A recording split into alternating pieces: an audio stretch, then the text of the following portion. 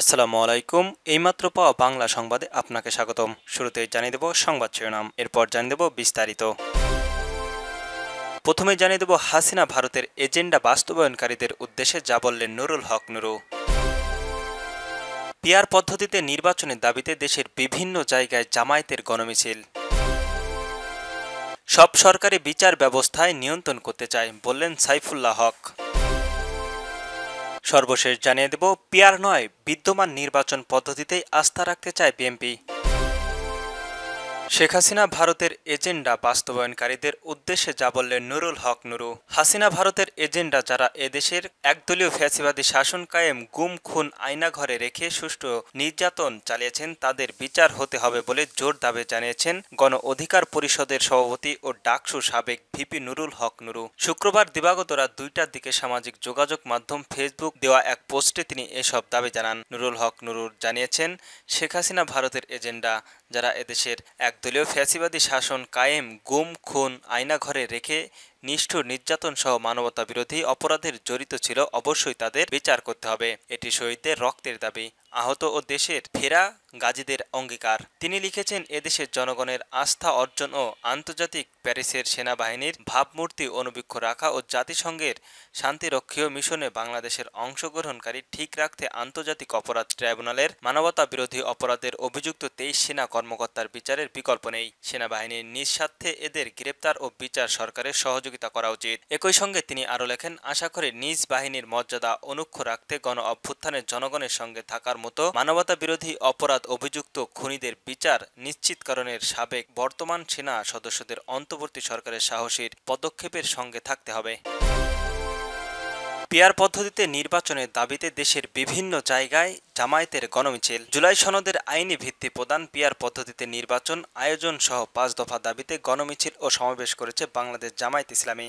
রাজশাহী, রংপুর, বরিশাল ও সিলেট শুক্রবার এসব কর্মসূচি পালন করা হয়। রাজশাহীতে মহানগর জামায়াতের ইসলামী উদ্যোগে গণমিছিল ও সমাবেশ হয়েছে। প্রধান অতিথি ছিলেন রাজশাহী সদর আসনের জামায়াত ইসলামী মনোনীত সংসদ প্রার্থী ডাক্তার মোহাম্মদ জাহাঙ্গীর। বক্তব্য দেন রাজশাহী 3 আসনের প্রার্থী আবুল কালাম আজাদ, মহানগর নায়েব আমির আবু মোহাম্মদ সেলিম, সেক্রেটারি ডাক্তার ইসজাম উদ্দিন মাওলানা, সাবেক ছাত্রনেতা সালাহউদ্দিন আহমেদ। রংপুরের গণমিছিলের নেতৃত্ব দেন জামায়াত ইসলামী মহানগর শাখার আমির অধ্যক্ষ এটিএম আজাদ খান। উপস্থিত ছিলেন জেলা জামায়াতের সেক্রেটারি এনামুল হক, মহানগরের সেক্রেটারি একেএম আনোয়ারুল হক কাজল। বরিশালের গণমিছিলের নেতৃত্ব দেন জামায়াতের ইসলামী সহকারী সেক্রেটারি জেনারেল মোজাম্মেল হোসেন হেলাল। উপস্থিত ছিলেন মহানগর আয়োজনের আমির অধ্যাপক জহির উদ্দিন।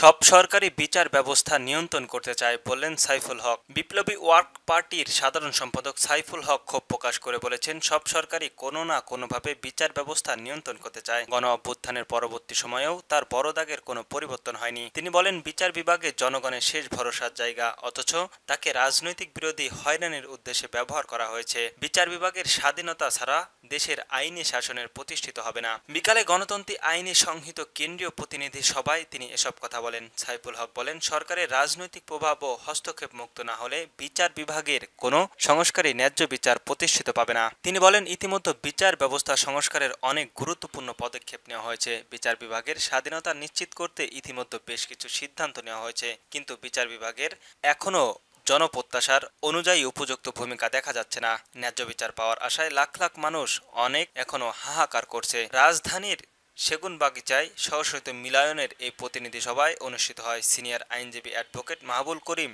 টিপুর সভাপতিত্বে ও অ্যাডভোকেট ফয়জুর রহমান মনির সঞ্চালনায় এই সভায় আরও বক্তব্য দেন বিপ্লবী ওয়ার্কস পার্টির রাজনীতি পরিষদের সদস্য আয়ুব খান।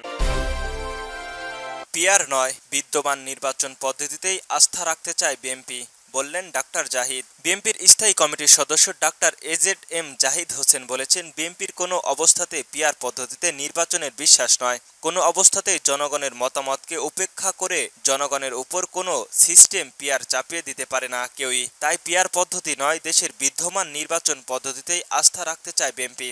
শুক্রবার সন্ধ্যায় রংপুর শিল্পকলা একাডেমির মিলায়নের সদ্য প্রত্যয়ন জেলা বিএনপির সদস্য সচিব আনিসুর রহমান লুকুর স্মরণের শোকসভায় শেষে সাংবাদিকদের সঙ্গে আলাপকালে doctor AZ Zahid Hossain PR পদ্ধতি নিয়ে একথা বলেন। তিনি আরো বলেন, পিআর পদ্ধতির কথা বলে নির্বাচনের বিলম্বিত করতে চান তাদের আহ্বান জানায় জাতীয় সংসদ নির্বাচিত হয়ে পরবর্তীতে পিআর পদ্ধতিতে নির্বাচনের ব্যবস্থা চালু করবেন, তার আগে নয়। বিএনপির এই নেতা আরো বলেন, প্রধান উপদেষ্টার প্রতিশ্রুতি জাতীয় সংসদ নির্বাচনে আগামী ফেব্রুয়ারির মধ্যেই অনুষ্ঠিত হবে। সেই নির্ধারিত সময়ের মধ্যেই নির্বাচন অনুষ্ঠিত হতে বিএনপির পক্ষ থেকে কমিশনকে সার্বিক সহযোগিতা করা হবে। পিআরের কথা বলছেন, তাদেরকে জনগণের কাছে যাওয়ার পরামর্শ দিয়েছেন বিএনপির এই নেতা। জেলা বিএনপির আহ্বায়ক শহীদুল ইসলাম আলমের সভাপতিত্বে শোক সভায় আরো বক্তব্য রাখেন বিএনপির রংপুর বিভাগীয় সাংগঠনিক সম্পাদক আসাদুল হাবিবুর দুলু, সহ সাংগঠনিক সম্পাদক আব্দুল খালেক ও অন্যান্য স্থানীয় নেতাবৃন্দরা।